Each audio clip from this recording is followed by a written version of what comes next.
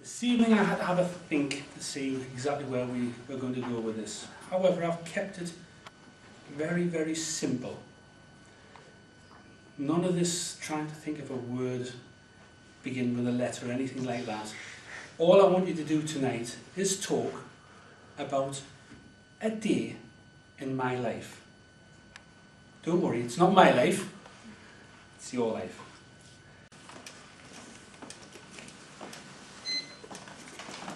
The clock started. And that's what I'm going to talk about. When the clock started, the day I was born, I was there. That's the only definite day I know I was there. I can't remember much about it. 19th of May, 1953, 56 years ago. Of one world, do you think? My mother was there too. I think she had a bit of a rough day. From what I can gather, it was through the middle of the night. So I wasn't up with the larks. But she was happy to have me and looked after me well. And I think I cried. I don't know why. It was something that I seem to remember doing quite a lot at that time of my life. I think it was because I didn't get fed very much. That was the problem. But as I developed, that was quite an important day in my life because it was the first. And I look back and say, if that hadn't been that first day, there wouldn't have been all the rest since. Thank you. I want to talk about a day in my life when it was a day that my car broke down. And this is quite a true story I'm going to share with you. It didn't actually break down. I lost control of the vehicle. It was a Sunday night. I'd been out with a new girlfriend, and this is a long, long time ago. This is 20 odd years ago, back in the mid-80s. Been out with this new girlfriend, and I had aspirations and took her down the Lovers Lane in Washington. She, sadly, didn't have the same aspirations as me. So being rather grumpy, in a hurry to get back, kind of sped along this track, this Lovers Lane, and it had been raining all day.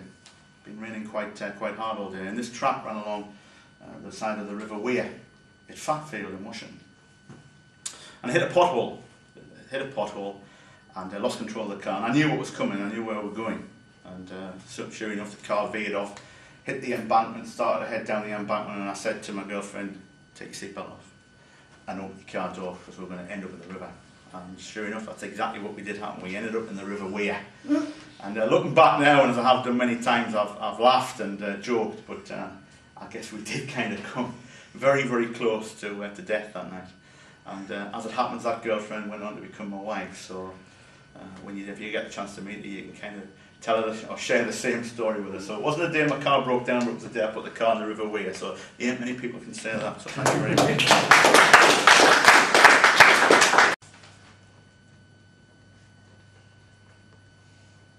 A day in my life, which was a lovely day, which reminds me of a song by, can anyone help me? Bill Withers? Thank you, Anna. Bill Withers, lovely day. I've progressed from the speech to the theme of our day today. So, a lovely day. Well, for me, at this age, in this condition, I have to tell you, every day I wake up is a lovely day.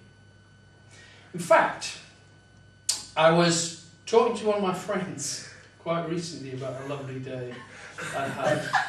It was on the Serengeti. This is my friend here. He's a puppet. And he's brought one, isn't it? And we had this most wonderful day, as I say, on the Serengeti, one of the nicest days I've ever had. Talking to each other, what's that you say? Talking about the wonderful weather, the animals roaming, and I found another one who was not necessarily in the best company because this fellow was trying to eat these other two, and I ended up my perfect, lovely day by chopping their heads off and bringing them back for you to see today. That is my lovely day.